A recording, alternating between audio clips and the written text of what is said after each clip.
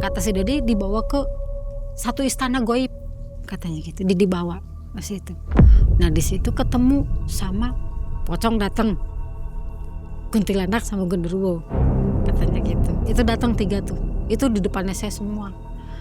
Tapi yang lebih anehnya lagi, saya kok dihadapkan sama satu kuntilanak gitu, berhubungan langsung. Kamu mau apa? Si Dodi jawab, saya mau kaya, saya mau usaha saya lancar, saya pengen saya tidak dihina sama mertua saya.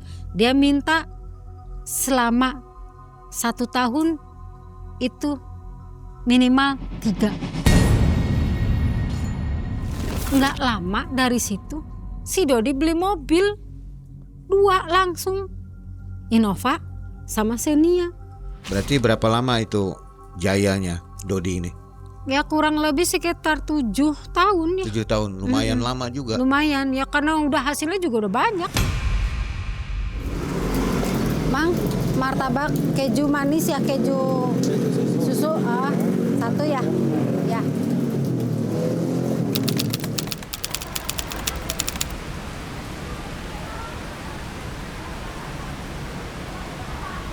Debus melaju pelan menembus dingin malam di kala hujan untuk menjemput kisah tentang seorang saksi pesugihan.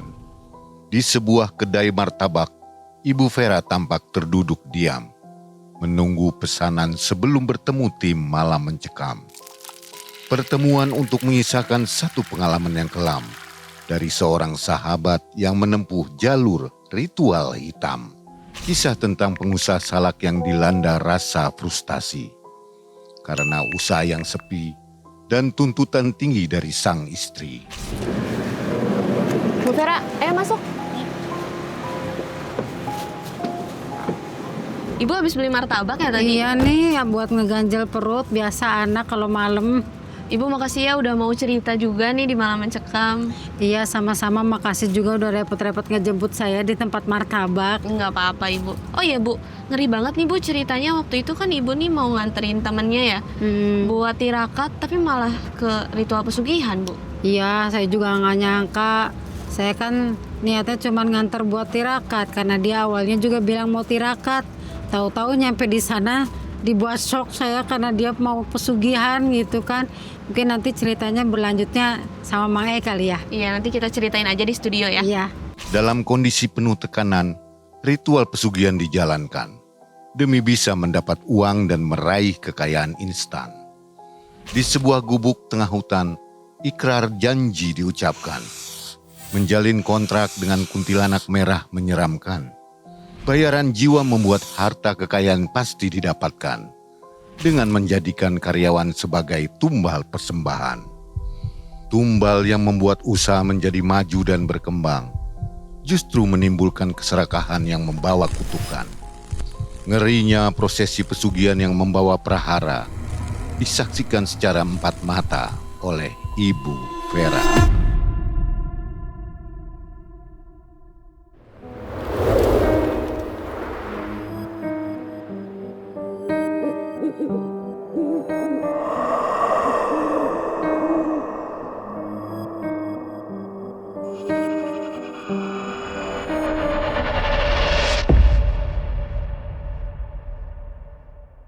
Assalamualaikum warahmatullahi wabarakatuh. Waalaikumsalam warahmatullahi wabarakatuh. Sobat, yang awalnya ingin membuktikan diri, justru akhirnya kehilangan segalanya. Kira-kira kalimat tadi menggambarkan kisah hari ini. Apa kabar Sobat Malam Mencekam? Mudah-mudahan semua selalu sehat dan selalu bahagia ya. Juga rezekinya selalu melimpah. Hari ini sudah ada narasumber depan kita, namanya Bu Vera. Iya. Apa kabar Ibu? Alhamdulillah, baik, sehat. Sehat Bu Vera ya? Sehat. Sebelumnya Tim ucapkan terima kasih banyak sudah mau membagikan kisahnya di Malam Mencekam ini. Ini kisahnya tragis ya Bu ya? Tahun 2013 ya? Ya, 2013. Jadi teman sendiri melakukan pesugihan ya? Ini dibantu oleh Bu Vera? Ditemani, bukan dibantu, ditemani saja, iya. Kok Ibu mau sih Bu? Ya karena dia nggak punya teman ya yang bisa diajak untuk ke sana, istrinya nggak mungkin dikasih tahu. Jadi kebetulan kita teman dekat banget dan teman sering jalan. Kita berempat tuh sering jalan bareng-bareng. Jadi saya perempuan sendiri yang bisa dijadikan curhat. Akhirnya dia minta bantuan saya. Sebenarnya sih hati mah nggak ngasih Bu ya. Iya. Ya awalnya juga nggak seperti itu kejadiannya mah. Iya. Nah sobat, jadi tahun 2013 ini Bu Vera menemani teman akrabnya ketika ada di Jogja ya Bu ya. Iya. Baik, Mangai mau salam-salam dulu nih untuk sobat yang ada di luar negeri. Katanya nggak pernah disapa. Apa kabar sobat-sobat yang ada di Korea ya, yang ada di Jepang, di Singapura, pokoknya seluruh dunia ya. Terima kasih sudah mendukung Malam Mencekam sampai sekarang. Mudah-mudahan ceritanya membawa manfaat. Bu Vera, apa kegiatan sekarang Bu? Saya sekarang ya selain jadi supir pribadi anak sih, usaha kecil-kecilan aja. Waduh, jadi supir apa nih? Supir anak buat kegiatannya anak aja lah. Jadi ya usaha kecil-kecilan yang bisa melonggarkan waktu sambil kerja sambil nganter anak jemput. Ternak Bu ya?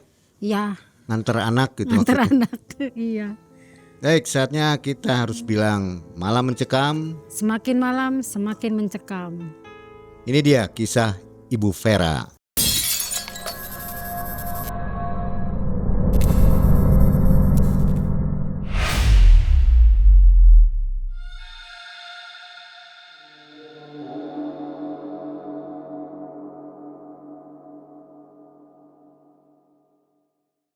Jadi gini ceritanya Mang E, di tahun 2013 tuh kita dipertemukan lagi 4 sahabat ini yang kebetulan di kota Jogja. Itu kita dipertemukan setelah sekian lama kita nggak bertemu, akhirnya di situ kita berkumpul lagi.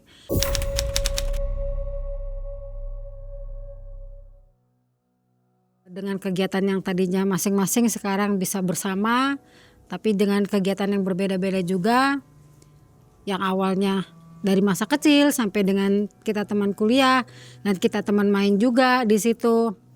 Nah, itu kita berempat tuh, saya, Vera, Harso, Ical, Dodi. Harso itu jual jasa pengetikan. Nah, kalau Ical itu dia karena punya pacar anaknya juragan Salak Pondoh, jadi dia usahanya Salak Pondoh. Nah kalau si Dodi itu ngikut sama si Ical gitu. Kita usaha lancar nih, lancar sampai dengan kita lulus. Itu kita balik lagi ke kampung masing-masing dengan tetap dengan usahanya masing-masing. Tapi si Harsok dia udah masuk pegawai negeri karena dia melamar jadi pegawai negeri. Jadi jasa pengetikannya sudah selesai. Ini sedangkan si Ical tetap dengan usahanya, saya pun sama dengan usaha saya. Nah, sejalan dengan itu kita tuh kayak yang disibukkan dengan masing-masing tapi tetap berkomunikasi gitu kan, tetap berkomunikasi, tetap tanya kabar apa segala macam. Akhirnya si Dodi tuh ngerasa dia sudah pembelajarannya sudah cukup mungkin atau gimana, tapi dia masih agak bingung itu untuk memulai usahanya, tapi dia tetap masih ikut ke Ical. Ical itu kan usahanya semakin berkembang tuh, semakin ya masuk ke supermarket, semakin berkembang aja. Jadi si Dodi tuh ngerasa ilmunya tuh sudah mencukupi untuk bisa lepas gitu loh. Tapi dia masih bingung untuk mengutarakan ke Icalnya. Akhirnya dia bertanya nih sama saya, Fer, saya pengen keluar dari Ical, itu kira-kira gimana ya tanggapan si Ical ke saya kalau saya kira-kira saya pengen punya usaha sendiri. Kalau tidak ngomong ya kamu gak akan tahu tanggapannya seperti apa. Jadi lebih baik kamu ngomong gitu, ngomong baik-baik aja. Entah itu diterima atau tidak itu sudah resiko. Yang penting kamu sudah mengutarakan niat baik kamu untuk misah biar kamu bisa berdikari sendiri gitu kan. Kira-kira tanggapannya baik apa enggak? Ya saya nggak tahu tanggapannya baik apa enggak, kan belum memulai jadi belum ada tanggapan apa gitu. Akhirnya ya udah saya mau coba. Sekitar udah berjalan 6 bulan tuh masih belum belum mau tuh untuk berbicara. Akhirnya dia memberanikan diri. Akhirnya ya udahlah, saya coba ngomong gitu kan. Datanglah tuh ke si Ical. Pagi-pagi dia datang ke kantornya si Ical, terus dia ngomong baik-baik, "Cal, saya pengen ngobrol, penting. Kira-kira ada waktu enggak?" Gitu. Terus si Ical bilang, "Saya mau ketemu sama klien dulu. Saya ada janji. Kamu mau ikut ya ayo." Gitu. Sayanya keburu, saya janjian dulu. Nanti aja sore setelah selesai urusannya. Oh gitu. Ya udah, saya ikut deh. Gitu kan.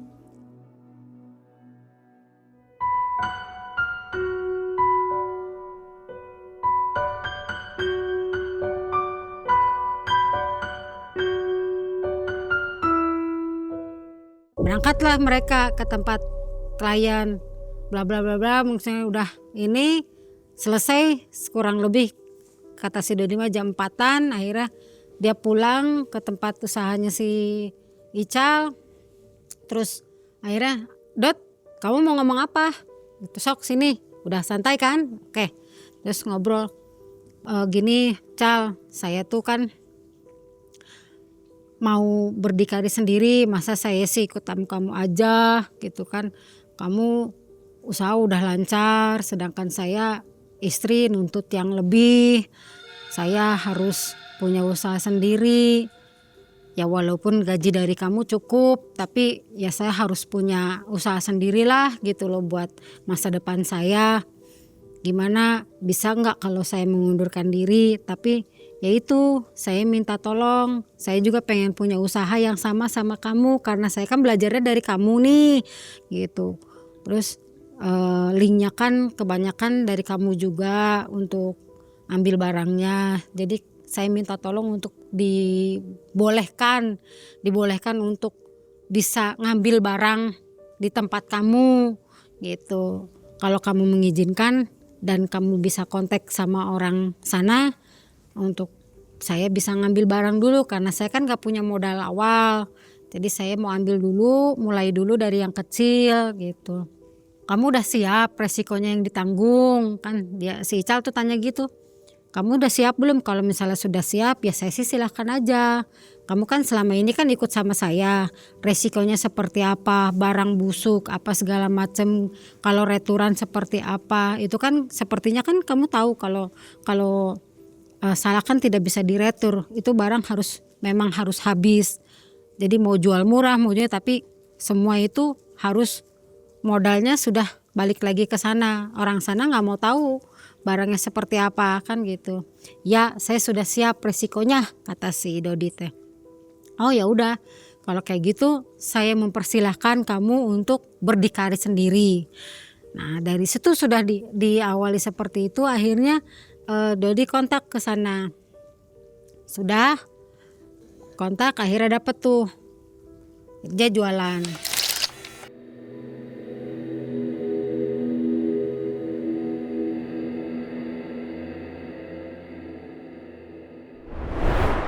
Jualan setelah 6 bulan itu penjualan tuh tidak bagus. Jualannya di mana, Bu? Jualannya di rumah, tapi dia kan rumahnya pinggir jalan, jadi otomatis dia jualnya di depan, punya lapak sendiri gitu loh. Nggak nyewa ya? Enggak nyewa untuk sementara itu. Nah setelah jualan di situ tuh dia omsetnya tuh nggak banyak gitu loh, nggak banyak. Maksimal itu 50-60 kilo sehari. Jadi dia nggak mencapai target yang dia pinginkan gitu loh. Akhirnya dia telepon saya lagi.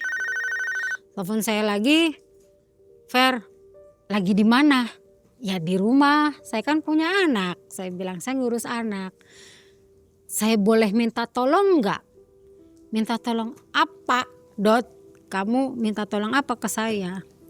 "Saya minta tolong bantuin saya untuk bisa majukan usaha saya." "Oh kamu udah lepas dari si Ical?" Udah 6 bulan tapi usaha saya begini-begini aja. Tolong bantu saya." Akhirnya saya berangkat tuh besoknya ke tempatnya si Dodi. "Ya manajemennya begini gimana kamu mau ini saya bilang lancar, coba kamu cara marketinginnya beda gini, diajarin lah sama saya marketingnya apa segala macam. Tapi kenyataannya tetap aja nih, karena income sama pengeluaran tuh lebih besar, jadi dia kepentok sama tuntutan istrinya yang glamor gitu kan, terus mertuanya yang selalu ngejek, masa dagang gini doang gitu, nggak ada yang lain, emang kamu nggak punya ini, pokoknya semakin ditekan si Dodi tuh. Akhirnya, saya harus gimana ini Fer, saya gimana ini, saya harus balikin uang modal di sana saya nggak ada, sedangkan istri saya harus begini, saya pengen punya usaha yang maju tuh gimana Fer gitu.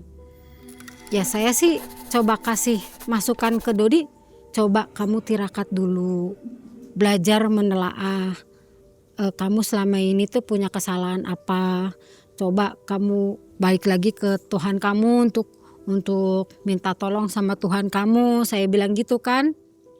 Itu nggak lama, sekitar 3-4 bulan dia selalu berbicara kan, karena saya sudah bekerja sama Dodi kan, jadi otomatis setiap kali ketemu kan saya dikasih tahu, kamu tahu nggak tempat ini? Tempat apa Dot? Ini buat tempat tirakat yang benar-benar bagus katanya, yang berhasil. Kalau di rumah saya tirakat nggak akan jalan. Bener kamu mau tirakat di sini? Emang kamu tahu ini tempat tirakat yang bagus, yang ini informasinya gitu. Ayo kita ke sana. Itu saya dikasih tahu sama si Dodi tuh hari Senin. Saya bilang gini, Dot, jangan sekarang lah, nanti aja. Ini kan saya besok ada keperluan, jadi saya nggak bisa bantu kamu dulu. Jadi saya mau pulang dulu ke tempat saya, karena ada yang mau diberesin di rumah. Jadi saya besok juga izin, Rabu aja kita berangkat. Saya bilang gitu, oke Rabu ya, gitu. Berarti besok kamu nggak berangkat, saya nggak berangkat dulu, saya mau ada urusan dulu. Oke, saya pulang, besok hari Rabu itu saya berangkat lagi. Hari Rabu berangkat. Jadi gimana? Ini mau buka lapak? Apa kita mau berangkat? Kata saya gitu kan ke si Dodi. Berangkat. Udah lapaknya nanti dulu. Yang penting kita cari info dulu tirakatnya seperti apa. Kalau sudah oke, baru kita buka lagi. Ya udah, saya berangkat ke sana. Ini benar ya, sepanjang jalan tuh kita ngobrol. Dot, ini benar ya. Kita tirakat ya. Kamu tirakat, maksudnya ini tempat tirakat, bukan yang lain-lain. Saya sudah punya feeling yang tidak enak, cuman saya masih berpositif thinking aja sama si Dodi. Ya tirakat, oh ya, oke. Nyampe di sana, dia tanya nama kuncennya, ternyata oh iya itu di ujung sana. Oh ya udah, akhirnya nyampe tuh kita di tempat itu. Terus gedor-gedor, yang terima istrinya, terus akhirnya keluarlah si kuncen itu, ngobrol bla bla bla bla bla. Terus dia bilang, Pak, tujuan saya kesini itu mau pesugihan. Saya kaget, kok pesugihan? Kan mau tirakat Don, kok pesugihan? Udah kamu diam dulu, saya mau ngobrol dulu sama kuncennya. Enggak, ntar dulu, ini beneran kamu mau tirakat apa mau pesugihan? Kan judulnya tadi sepanjang jalan mau tirakat. Bisa diam dulu nggak Fer? Saya mau ngobrol dulu sama kuncennya. Saya nggak usah ikutan deh, kamu aja, saya di mobil nunggu. Kamu diam di sini dulu, udah jangan banyak ngomong, diam dulu. Tolong, minta tolong. Ya udah, saya tuh sambil, ya nyesel saya tuh mau gimana ya, tapi ini udah terlanjur di sini, tapi saya masih, ya Allah saya tuh kok kayak serba si malakama, maju kalah, mundur juga kalah. Ya udah akhirnya saya diam. Akhirnya si Dodi tanya sama si kuncennya, Pak, saya mau pesugihan. Kira-kira kalau pesugihan ini persyaratannya apa Pak? Masnya mau pesugihan apa? Ya saya pesugihan, ya pokoknya saya mau pesugihan, terserah mau pesugihannya apa.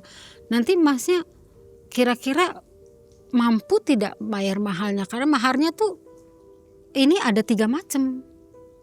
Ada yang 8 juta, ada yang 20, ada yang 35. Yang kebanyakan yang sudah ke saya itu memang yang paling cepat, yang prosesnya paling mantap itu yang di angka tinggi, karena satu syaratnya juga besar gitu kan, seperti minta kambing, minta ini kan, terus juga prosesnya juga cepat katanya gitu. Saya mau yang gede aja Pak, biar cepet. Oke, tapi nggak bisa sekarang prosesnya. Emasnya harus dibersihkan dulu apa segala macam dan harus sediakan uangnya. Sudah dibawa sekarang? Belum Pak, saya masih tanya dulu. Tapi nanti saya pulang dulu, nanti saya kesini lagi gitu. Tapi saya sudah tahu maharnya dulu Pak. Berarti yang paling cepat adalah yang 35. Ya, itu yang 35. Nanti maharnya 35, persyaratannya itu biar nggak apa-apa saya yang siapkan. Nanti Masnya tinggal kasih aja untuk persyaratannya, itu di luar dari mahar ya Mas ya. Jadi persyaratannya semua itu kurang lebih sekitar 1 juta sampai 2 jutaan. Itu untuk itunya aja. Nah untuk kepala kambingnya kurang lebih sekitar 1 juta. Jadi 3 juta lah Mas harus sediain. Jadi 35 sama 3 jutaan jadi sekitar 38. 38 juta. Ya 38 juta. Kita pulang tuh, sepanjang jalan saya marah-marah. Dot, ya Allah kamu bener-bener, kamu tahu nggak kalau namanya pesugihan itu resikonya kalau nggak istri kamu yang mati atau anak kamu yang mati atau segala macam. Ya kan tadi udah dijelaskan. Kamu tuh punya resiko.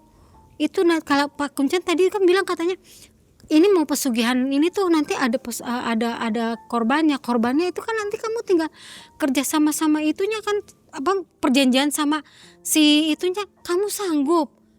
Apapun fair, yang penting saya kaya. Saya nggak mau dianggap remeh. Pokoknya saya harus kaya. Iya tapi korbannya itu loh. Apa kata nanti? Yang penting saya kaya dulu fair. Udah kamu nggak usah, ini saya yang bertanggung jawab kok. Saya sudah nyerah. Saya nggak mau bantu.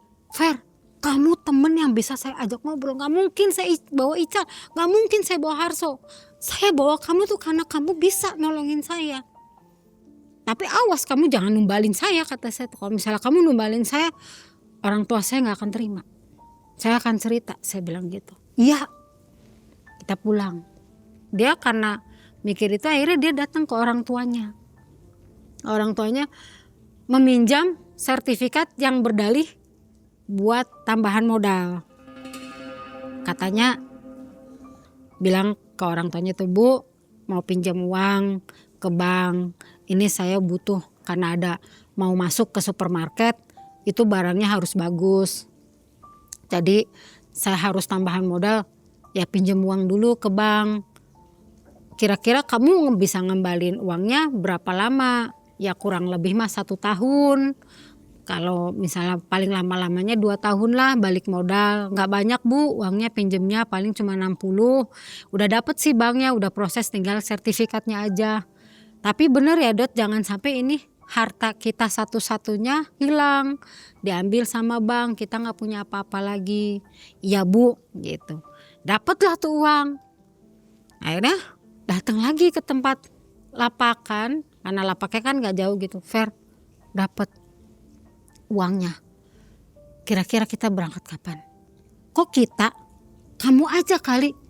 Kita. Karena kesana kemarin itu kita berdua aja, kita juga harus yang berangkat. Saya nggak mau ngambil resiko, saya masih punya anak kecil. Hayu berangkat, saya yang nanggung semua. Saya mau kamu bantu saya. Saya tuh ya udah, karena saya ngerasa saya sudah berkecimpung di dalamnya, jadi saya mau nolak juga masih gimana ya, masih ada 75% tuh masih pengen ikut gitu loh. Saya pengen tahu gitu kan prosesnya seperti apa. Akhirnya ya udah, yuk berangkat. Berangkat tuh kita kemarin itu hari Rabu berikutnya kita datang tuh. Di situ kita ketemu lagi sama kuncennya. Pak, ini uangnya, maharnya. Saya mau ritualnya kapan kira-kira Pak? Masnya nanti besok, kan kebetulan lagi itu tuh mau malam Jumat Kliwon. Jadi hari Kamis sore Masnya datang ke sini tapi sudah mandi. Sudah bersih. Kalau misalnya nggak tahu cara mandinya, nggak apa-apa mandi di sini aja. Nanti saya bersihkan semuanya, Mas harus kelihatan bersih di situ. Jadi udah bersih, nggak ada ini semua. Nanti setelah dibersihkan kita malam habis maghrib kita naik ke atas. Nanti di sana mulai untuk bersemedinya untuk melakukan ritualnya itu jam 9 malam. Jadi besok Masnya kesini lagi. Gak apa-apa mbaknya ikut katanya gitu. Nanti ikut sampai atas, tapi cuma 1 hari aja mbak ikutnya. Dah kita pulang. Oke pulang. Besoknya udah siap-siap. Ini lapak mau buka nggak nih? Saya kan tanya dulu, pagi kan buka aja katanya gitu. Nanti jam 1 tutup gitu kata dia. Nanti jam 1 tutup, jam 2 kita prepare, jam 2:30 kita berangkat gitu. Oke, kita buka lapak seperti biasa dengan hasil yang sama, tidak banyak gitu kan. Nah, terus jam 2:30 kita sudah berangkat gitu. Kita berangkat lagi ke sana. Saya ya karena hanya sebagai teman yang menemani, jadi saya cuman melihat aja gitu kan. Ya dibersihkan juga saya nggak tahu dibersihkannya di tempatnya itu kan, dia kan namanya di kampung kan masih ada sumur kali gitu kan ya, mandinya bukan di kamar mandi tapi di belakang sumur. Ya saya di ruang tamu tetap nunggu dibersihkan. Setelah itu sudah selesai, si Dodi duduk lagi di situ sambil nunggu adzan maghrib. Dia tidak sholat apa, langsung berangkat ke sana, naik ke atas. Itu kayak apa ya bentuknya, kayak bukit, kayak ya naik lah pokoknya kayak bukit undakan gitu. Macamnya yang mulai kerasa sih maghrib kita udah jalan gitu kan, udah hawanya udah mencekam, bener-bener yang istighfar lah kalau itu sih, bener-bener takut gitu, suara sana sini gitu kan. Si Dodi dikasih arahan, nanti Masnya itu di sana tuh ada gubuk-gubukan tuh Mas, nanti Masnya di situ. Di sebelahnya gubuk-gubukan itu ada batu, sebenarnya harusnya sih di batu itu, tapi udahlah digubukan aja karena persyaratannya sudah ada di situ semua, saya sudah siapkan. Masnya nanti tinggal masuk aja. Ada lilin nanti dinyalakan, lilinnya cuma setengah. Nanti lilin itu setelah dinyalakan, tapi mulainya jam 9 ya, jam 9 jam 9:30 Masnya ke sana. Mbaknya di sini aja sama saya nunggu. Tapi Masnya masuk ke sana.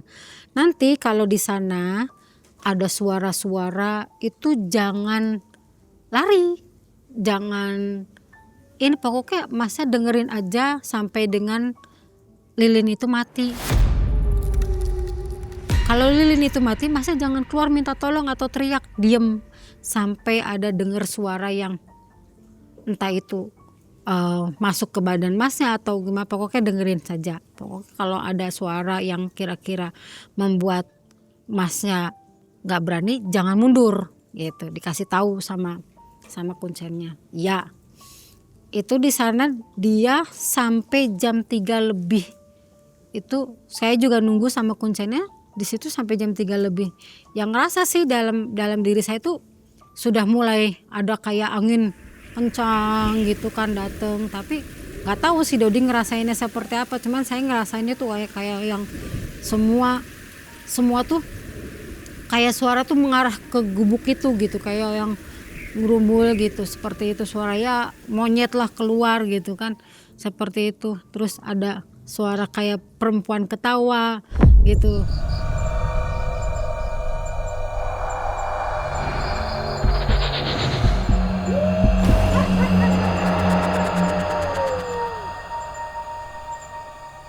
Sampai akhirnya menjelang subuh jam 3:30 itu suara mulai ngaji gitu, masjid itu berkumandang ngaji tuh, itu kuncennya ngedatengin suruh berhenti, diajak pulang, ayo pulang katanya gitu. Udah mau subuh kan, udah nggak ada ini, pulang. Nah dari situ si kuncen tuh nanya apa aja yang didapat di situ, ada nggak yang ngedatengin, ada nggak ini, belum. Tapi memang suara itu suara kayak mendekati ke saya gitu, kayak suara perempuan, tapi hanya ketawa-ketawa, hanya ini belum sampai mendekati, cuman dia udah mendekat, suaranya tuh seperti dekat banget di telinga saya gitu loh, seperti itu. Oh ya sudah, berarti sudah mau ada yang datang ke situ gitu. Ya udah, Masnya jangan pulang ya, di sini aja sampai besok ritual besoknya gitu. Mbaknya kalau besok jangan ikut, nanti malam nih jangan ikut ya, di sini aja sama istri saya. Soalnya nanti akan lebih mencekam, takutnya nggak berani dan nanti malah mengganggu ritualnya dari Masnya ini. Akhirnya ya udah, saya di situ kan, mau pulang juga saya naik apa, yang saya kendaraannya bareng berdua kan gitu.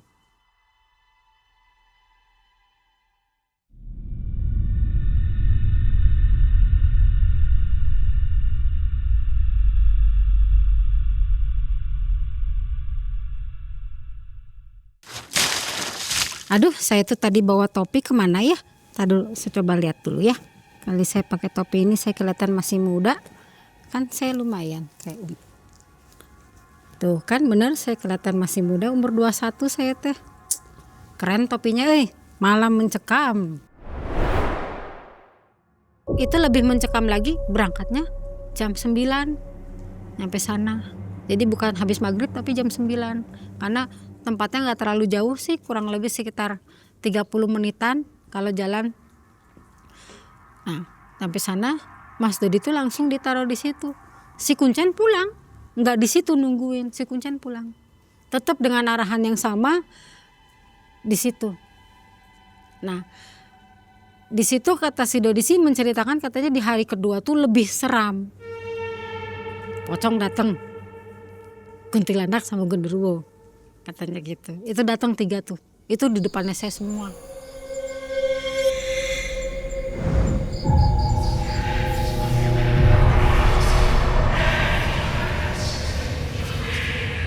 Kata si Dodi dibawa ke satu istana goib, katanya gitu. Dibawa ke situ. Nah di situ ketemu sama makhluk-makhluk seperti itu. Tapi yang lebih anehnya lagi, saya kok dihadapkan sama satu kuntilanak gitu, berhubungan langsung, tapi dia nggak berbicara apa-apa, cuman melihat saya gitu. Ya saya mau takut udah nanggung, jadi saya ya sudah diam aja.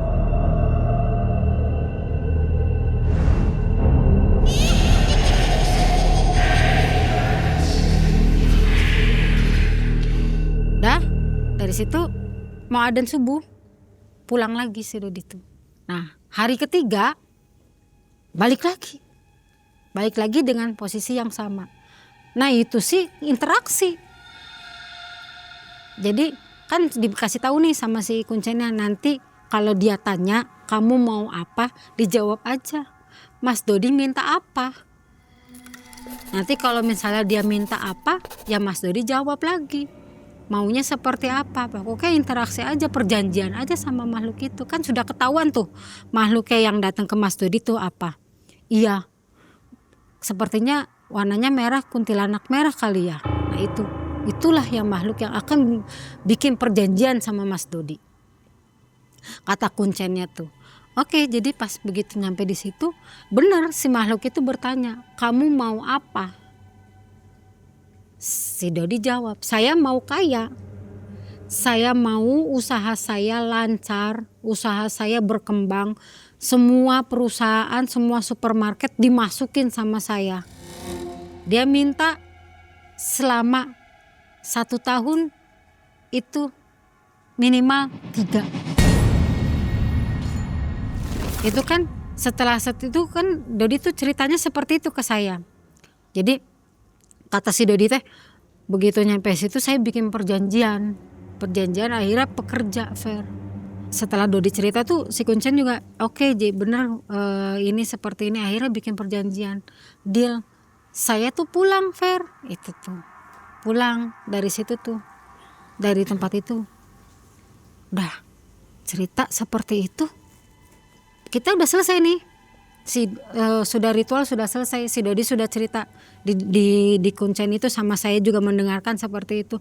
Di rumah tuh harus ada kamar yang istilahnya setiap malam Jumat itu disediakan ayam cemani sama dupa apa segala macam, pokoknya sesaji yang harus Mas Dodi tirakat di situ, diem di situ, semedi di situ sampai pagi.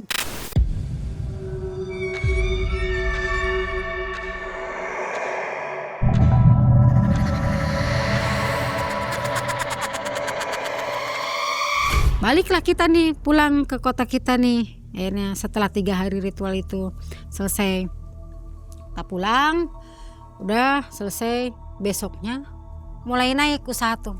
Itu berjalan sampai dengan 1 bulan. 1 bulan itu Dodi bisa beli mobil walaupun second, mobil pick up.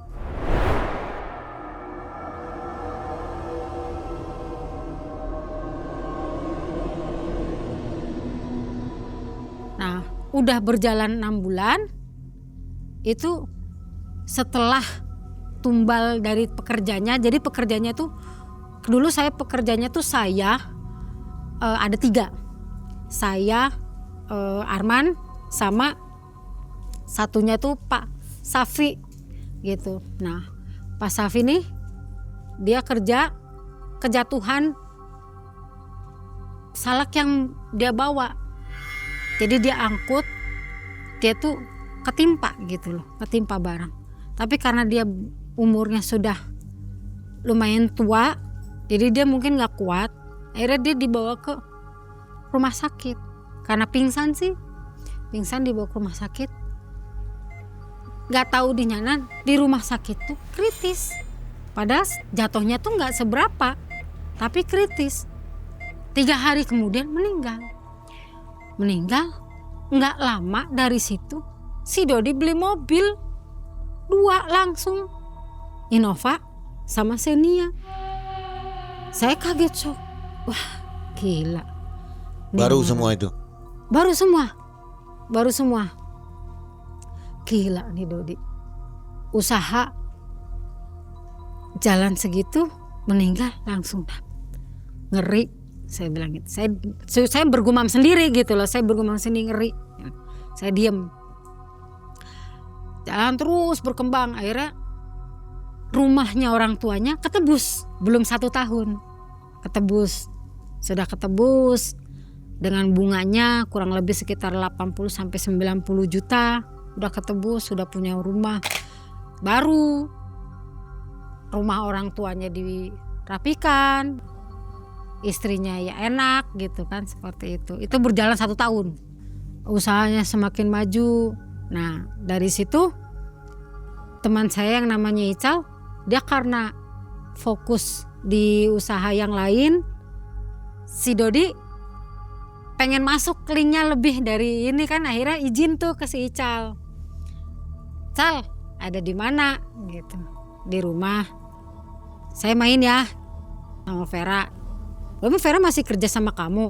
Iya katanya gitu. Oke, kapan? Besok lah.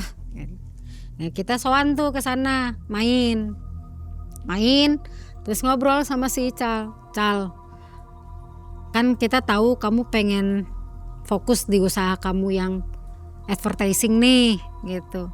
Boleh nggak link yang ini saya masukin? Ya kalau kamu bisa masuk silahkan.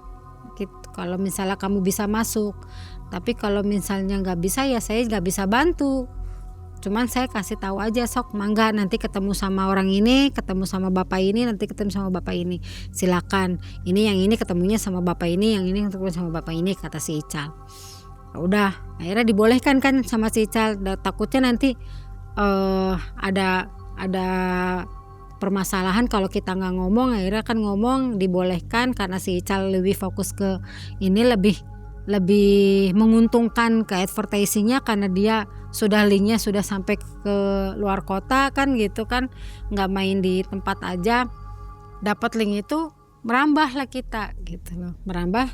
Tapi yang maju bukan saya karena saya mah hanya bagian administrasi, jadi yang maju si Dodi ketemu akhirnya dapat. Nah dari situ setiap 6 bulan itu ya pasti aja ada, entah itu supirnya kecelakaan, entah itu keneknya, pokoknya yang pasti pekerjanya lagi itu cuman 15, tumbang 1, tumbang 2, setahun tuh bisa 2 sampai 3. Itu sampai dengan terakhir itu ada 20 karyawan dipekerjakan, tapi tiap 6 bulan itu ya harus ada yang dikorbankan gitu. Harus ada yang dikorbankan, yang entah itu yang di bagian gudang, tapi ya satu-satu gitu loh meninggalnya tuh ya nganter barang, kecelakaan di jalan mati seketika gitu supirnya.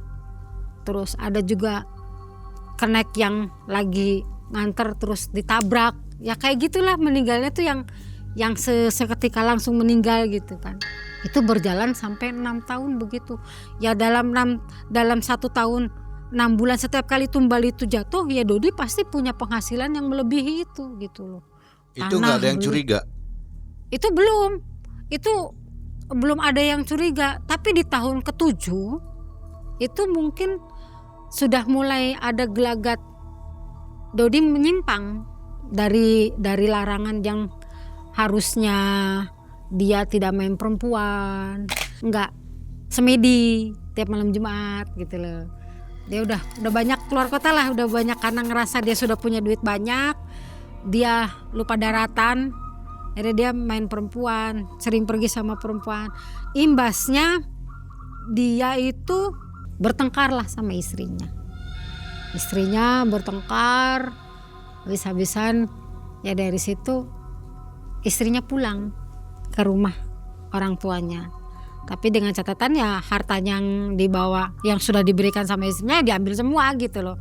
Semua ya Dodi ongko-ongko aja karena dia ngerasanya saya sudah kaya jadi bodo amat gitu, mungkin dia seperti itu. Saya sudah omat-omat sama si Dodi juga, Dot jangan sampai ini menyimpang terus, jangan sampai ini menyimpang terus. Dari situ Dodi sudah tidak mengindahkan. Itu orang tua saya nelpon tiba-tiba setelah ada kejadian seperti itu, nelfon ke saya, kamu lagi di mana Fer? Tempat kerja Pak, bisa pulang kamu? Pulang? Ada apa Pak? Bapak mau ada perlu. Pulanglah nak sebentar, nanti boleh kamu kerja lagi, tapi Bapak mau ngobrol sama kamu. Saya ngobrol sama si Dodi, ngomong, Dot, orang tua saya telepon, mungkin ada perlu yang harus diobrolin. Saya izin untuk bekerja setengah hari, kemungkinan besok juga saya nggak berangkat. Saya pulang ke tempat orang tua saya. Dari situ orang tua saya tanya, setelah saya pulang, saya istirahat, besok paginya saya ngobrol sama orang tua, kamu di sana kerja apa? Ya saya kerja jadi admin Pak. Admin apa? Ya admin salak buah pondok gitu, salak pondok gitu. Maksudnya untuk masuk ke supply ke supermarket gitu. Kamu nggak tahu di sana itu bener usahanya lancar apa, maksudnya normal apa gimana? Emang kenapa sih Pak? Kok tiba-tiba Bapak tanya kayak gini? Akhirnya Bapak saya jujur, Bapak didatengin sama buyut Bapak. Buyutnya kamu itu didatengin Lewat mimpi? ya, lewat mimpi. Itu Bapak dikasih tahu, awas anakmu yang satu lagi dalam bahaya, hati-hati, tolong bawa pulang sebelum kamu menyesal. Dibilang seperti itu.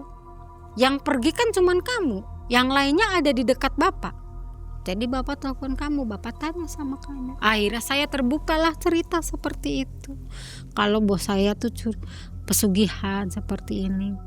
Boleh nggak kalau kamu pulang tuh kamu resign, kamu keluar dari kerjaan itu. Kamu mau selamat, anak kamu mau nggak punya kamu, atau kamu mau selamat anak kamu tunggu sampai anak kamu gede.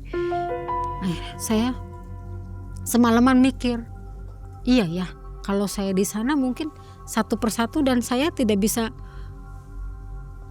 melihat anak saya semakin besar kalau saya nanti di sana terus. Mungkin saya jadi tumbalnya, entah itu besok walaupun saya nantinya mati, tapi saya tetap mungkin kalau di sana itu bahaya saya akan semakin besar ke saya gitu. Akhirnya ya udah, besoknya saya minta izin sama orang tua saya, Pak, saya izin mau ke tempat Dodi lagi, mungkin saya akan mengajukan pengunduran diri di sana. Nanti biar adminnya dipegang sama Arman aja deh. Arman orang kepercayaan saya yang saya bawa kemarin gitu. Kebetulan kita berdua sih adminnya, kata Setek gituin. Ya udah, tapi jangan lama. Kalau misalnya nggak dibolehkan, kamu tetap harus pulang gitu. Ya udah, akhirnya saya ke sana. Saya balik lagi ke tempatnya Dodi. Dodi nggak ada di tempat, masih di luar. Saya telepon, Dot, lagi di mana? Saya pengen ngobrol nih. Oh, nanti saya jam 2-an lah saya nyampe. Soalnya saya lagi ada di luar, Fer. Nanti saya ke gudang lah gitu. Ya udah, saya di gudangnya gitu. Akhirnya ketemulah saya di gudang sama Dodi jam 2. Nah, Fer, ini Dot, bapak saya minta saya keluar karena anak saya nggak ada yang ngurus, bapak saya sudah semakin tua. Jadi saya mau mengundurkan diri dari adminnya kamu. Kenapa? Kok tiba-tiba? Ya kan kemarin bapak saya nelfon, saya suruh pulang. Nah itu bapak saya ngejelasin seperti itu. Jadi saya suruh pulang. Nanti biar administrasinya dipegang sama Arman. Arman udah paham kok, link-linknya kesini terus ininya sudah saya ajarkan dari awal juga. Cuman saya nggak bilang ke Dodi kalau misalnya kan selama ini kan kenapa tumbal-tumbalnya itu karena si Dodi itu kan menyediakan makanan tuh di rumah. Jadi saya udah omat-omat sama si Arman, kalau misalnya makan kita berdua nih makannya di luar, nggak makan gabung sama yang disediakan di rumah gitu loh. Jadi saya bilang sama si Arman juga, Man, nanti kalau misalnya suatu saat kamu pengen makan, kebelet pengen makan banget, kamu cepet keluar aja gitu kan. Nah, pas kejadian saya mau keluar pun saya juga bilang sama si Dodi, Dot, nanti Arman yang nyelesain semuanya, semua administrasi itu sudah saya ajarkan. Nanti saya akan mengajarkan lebih. Jadi mungkin saya resign, gak mungkin hari ini juga. Saya selesaikan semua pekerjaannya hari ini. Mungkin besok saya baru keluar gitu. Saya minta 2 hari, Fer. 2 hari untuk bisa mengajarkan Arman, bener-bener deal 2 hari baru kamu keluar. Oke, gak apa-apa. Akhirnya saya telepon juga kan ke bapak, Pak saya 2 hari Pak, baru keluarnya mungkin Senin. Jadi saya pas lagi itu tuh saya keluar tuh hari pengajuan tuh hari Kamis, hari Sabtu saya boleh keluar. Jadi Senin tuh untuk pengajuan lain tuh sudah dihandle sama Arman semua gitu kan, biar jelas gitu pembukuannya. Ya udah nggak apa-apa, akhirnya saya mengalah, nggak apa-apa. Nah dari situ saya ngobrol nih sama Arman, Man, nanti kan saya mau keluar nih, saya nggak ada Dodi itu. Saya ngobrol sama Arman, tolong yang saya bilang, kamu untuk jangan makan di tempatnya Dodi, tetap ya kamu makannya, cari makannya di luar. Kalau bisa ya kamu pulang ke rumah istri kamu atau gimana, pokoknya kamu makannya carinya di luar, jangan di sini. Nah terus kalau misalnya ada kejadian apa di sini, kamu kasih tahu saya, jangan sampai lost kontak sama saya bilang gitu. Pokoknya apapun permasalahannya, apapun kejadiannya di sini, kamu tetap kasih tahu saya. Arman ini tahu nggak kejadian di situ? Maksudnya? Kalau Arman, kalau untuk Dodi melakukan itu nggak tahu, tapi kalau untuk kejadian supir meninggal itu tahu, karena dari awal kan dia dibawa sama saya gitu loh, dibawa sama saya. Cuman saya masih ngekip untuk tidak cerita. Jadi yang tahu kejadian itu tuh hanya saya, Dodi, dengan Pak Kuncen gitu. Istrinya pun nggak tahu kalau Dodi melakukan pesugihan, ibunya pun nggak tahu gitu. Jadi yang tahu cuma saya sama Dodi aja gitu. Nah dari situ saya kasih tahu ke Arman seperti itu. Akhirnya si Arman bilang, ya udah Mbak, nanti saya kabarin pokoknya apapun itu, dan tolong ini administrasi ini dibereskan, kata Setek gituin kan, jangan sampai kecele yang ininya. Terus perhatikan aja Dodi kalau misalnya bagian ini tuh ini, terus gudang juga laporannya yang benar gitu kan. Ya semua saya sudah serahkan ke Arman. Selesai hari Sabtu itu saya pulang.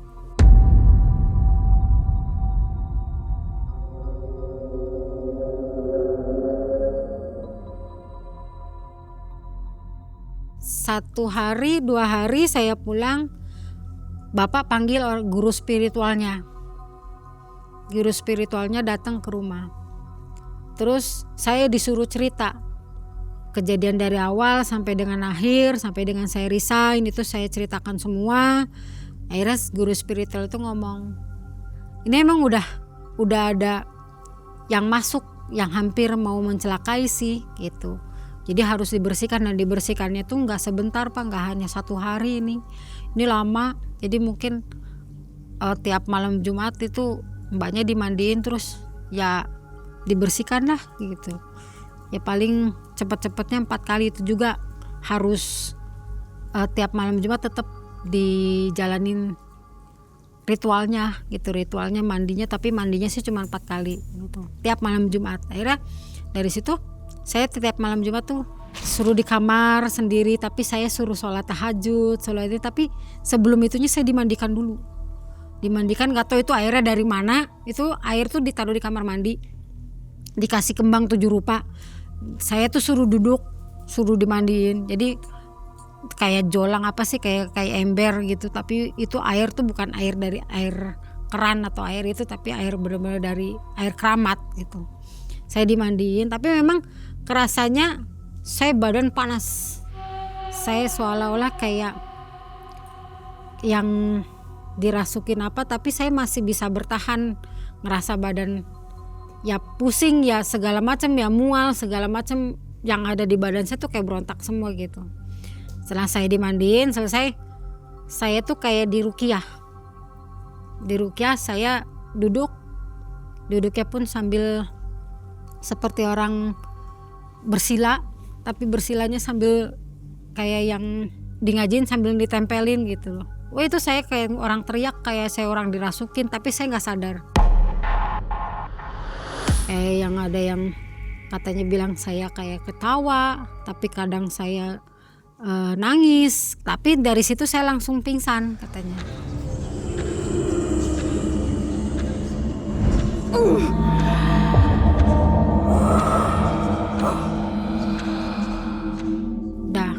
Itu kejadian kayak gitu tuh, begitu bangun tuh saya tuh memang agak ringan.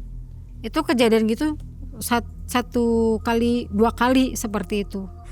Saya tetap nangis seperti itu, nangis terus ketawa, tapi nggak sadar sayanya gitu loh, kayak bener-bener dirasukin, tapi di ruqyah untuk keluar gitu, ya muntah ya apa segala macam. Pas ritual yang ketiga saya mendingan, nggak terlalu kayak ngeraung-raung apa segala macam, saya mending. Tapi tetap masih nangis, masih muntah-muntah. Pas yang keempat, alhamdulillahnya saya cuman hanya sekedar muntahnya aja, tapi nggak sampai yang muntah ini nggak keluar, muntah juga nggak keluar, cuman hanya air liur aja, tapi harus diwadahin gitu. Nah dari situ katanya setiap malam Jumat mbaknya tetap mandi, nanti air itunya tetap dibawa, tapi 4 kali untuk dibersihkannya sih 4 kali sama guru spiritualnya, tapi selebihnya saya mandi sendiri, cuman airnya tetap dikirim gitu. Untuk ritual sendirinya tuh kurang lebih sekitar 4-5 kali, ya hampir 6 bulan lebih itu saya ngejalanin pembersihan gitu.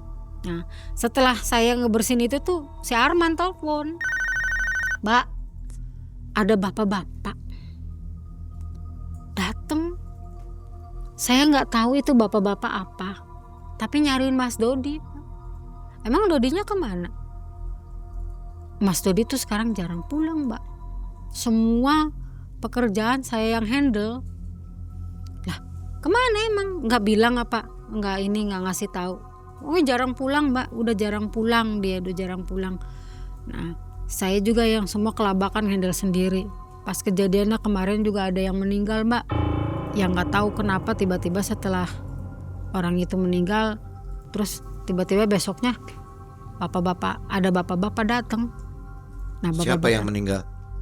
Pekerja. Karyawan meninggal. Nah itu bapak-bapak tuh datang nanyain Mas Dodi, Mbak. Terus gimana kamu jawab? Ya Mas Dodi nggak ada, ya saya bilang nggak ada lah. Terus mau gimana? Ya udah. Tapi bapak-bapak itu bilang katanya, usahanya ngeri ya. Emang usahanya apa sih Mbak? Kok ngeri, kan kita usahanya salak pondok Mbak. Iya, salak pondok. Terus tapi kok bapak-bapak itu bilang ini sih Mbak ngeri. Ya saya nggak tahu, saya bilang gitu kan. Terus bapak-bapak itu bilang apa? Ya sudah gitu aja. Tadinya saya pikir dia mau beli salak Mbak, gitu, mau order salak atau gimana saya juga nggak tahu, tapi dia cuma seperti itu aja. Nah itu tuh dia tuh datang Kamis pagi Mbak. Kan saya ngelembur nih Mbak katanya. Saya ngelembur karena ada barang datang. Karena buat ngiriman hari Senin, jadi barang datang tuh hari Kamis ini Mbak. Karena banyak sekali kan, jadi barang datang. Tapi nggak tahu kenapa kok seperti orang yang perang gitu loh Mbak. Gitu. Perang apa? Ya nggak tahu, saya kayak orang gemuruh gitu. Terus kayak yang di kamar yang Mas Dodi tutup tuh kayak yang gerubak gitu, kayak gitu. Pengen pergi, saya harus tanggung jawab sama ini. Jadi saya tuh keluar aja lah Mbak, saya takut gitu. Tapi saya punya tanggung jawab, saya balik lagi Mbak. Gitu tuh, saya balik lagi. Terus kamu gimana? Ya saya diemin aja Mbak, karena saya harus tanggung jawab, ini harus selesai. Jadi saya besok tuh saya bisa libur, karena ini kan saya nggak mau lembur sampai besoknya Mbak. Sabtu Minggu kan saya harus punya waktu buat keluarga saya gitu. Jadi kan saya harus selesaikan sekarang juga. Oh, jadi gimana? Ya udah saya selesaikan. Oh ya udah. Ya wis, yang penting mah aman lah ke kamunya, saya bilang gitu. Dah kan selesai teleponan. Nggak disangka besoknya telepon lagi si Arman tuh. Mbak, tahu nggak? Kamu pagi-pagi udah nelfon kayak begini amat, saya bilang gitu. Emang kenapa? Gitu. Ini ada beberapa orang katanya ngelihat ada kuntilanak di kangkeng, katanya dicangcang apa gimana lah, nggak tahu. Itu ribut Mbak. Orang yang kemarin tuh datang tuh itu tuh katanya kerabatnya yang meninggal kemarin tuh Mbak. Ternyata dia tuh nyuruh orang pinter suruh ngeliat, karena nggak apa ya Mbak, nggak terima mungkin Mbak. Jadi ini warga tuh ngelihat katanya ada kuntilanak. Beberapa warga tuh ngelihat katanya ada kuntilanak di kerangkeng katanya. Ah, kamu nu ngada-ngada aja kalau cerita. Bener Mbak, ini sampai ada laporan kayak gini, katanya ada beberapa orang yang ngelihat. Nggak lama telepon lagi. Mbak, bener Mbak, itu jadi si bapak-bapak itu guru spiritual tapi masih kerabat. Dia ngerasa janggal, nih anak nggak sakit nggak apa langsung meninggal pulang dari sini. Nah mungkin keluarganya nggak terima, jadi ada yang laporan. Akhirnya bapak-bapak itu datang, kayaknya sih nggak tahu Pak Ustadz, nggak tahu orang pinter Mbak yang datang. Tadi dia mungkin ngerasa tahu, jadi kayak yang suara gemuruh yang di kamar itu kayaknya itu deh Mbak. Oh berarti harus sudah ketahuan kali dalam hati saya gitu. Terus Dodi masih belum pulang? Belum Mbak, belum pulang. Nah kira-kira kamu tahu nggak Dodi di mana? Nggak tahu Mbak. Ya udah, kalau misalnya memang nggak ada kejadian apa-apa lagi, ya udah, yang penting informasi itu seperti itu. Oke, saya nanti coba telepon Dodi. Dodi ada di mana, suruh pulang. Mungkin dia ada masalah atau gimana. Saya belum telepon, ada telepon masuk mengabarkan kalau Dodi itu sakit. Saya tanya ini siapa? Ternyata ini perempuan yang sudah istilahnya tinggal bareng sama Dodi tapi nggak dinikahin gitu. Jadi dia ngabarin kalau Dodi sakit, udah nggak bisa apa-apa, bisa dijemput nggak gitu. Mbak, ini Mas Dodi sakit, lagi ada di sini, minta dijemput bisa. Wah, kalau dijemput kejauhan, saya nggak bisa. Jadi ya udah, minta dianterin aja atau ambulan atau apalah gitu. Tolong dibawa ke rumah gitu. Nggak bisa Mbak. Aduh, gimana ya? Ya udahlah, nanti saya coba telepon, siapa tahu karyawannya ada yang bisa jemput. Saya telepon Arman, Man, ada yang bisa jemput Dodi nggak? Katanya Dodi sakit di sana. Akhirnya ada tuh yang jemput, Pak supir sama itu, bawa mobil ke sana. Jemputlah Dodi pulang. Ternyata pas dijemput itu sudah nyampe rumah, si Arman telepon, Mbak, keadaan Mas Dodi parah. Kenapa gitu? Ya udah sakit Mbak, udah nggak bisa apa-apa, makanya tadi kemarin Mbak telepon minta dijemput tuh dia udah nggak bisa apa-apa. Ya itu ditinggal sama si cewek yang telepon Mbaknya juga nggak mau pulang bareng, dia mau ini, jadi Dodi tuh pulang sendiri aja, sama saya sama kita pulangnya. Udah nggak bisa apa-apa Mbak, cuman masih bisa ngomong sih. Jadi gimana itu dibawa kemana? Dibawa ke rumah ibunya Mbak. Setelah itu dari ibunya mungkin ngerasanya kok dia anak nggak ada perkembangan gitu ya, baru ibunya telepon ambulan lagi, dibawa ke rumah sakit. Setelah dibawa ke rumah sakit, diagnosa dokter tuh ya sebenarnya ini nggak sakit apa-apa. Akhirnya dibawa pulang lagi karena ya dokternya sudah lepas tangan, ini nggak ada penyakitnya di CT di MR nggak ada, pokoknya semua di ronsen apa segala macam nggak ada penyakitnya. Akhirnya kata si Arman dibawa lagi pulang ke rumah ibunya, nah dirawat sama ibunya.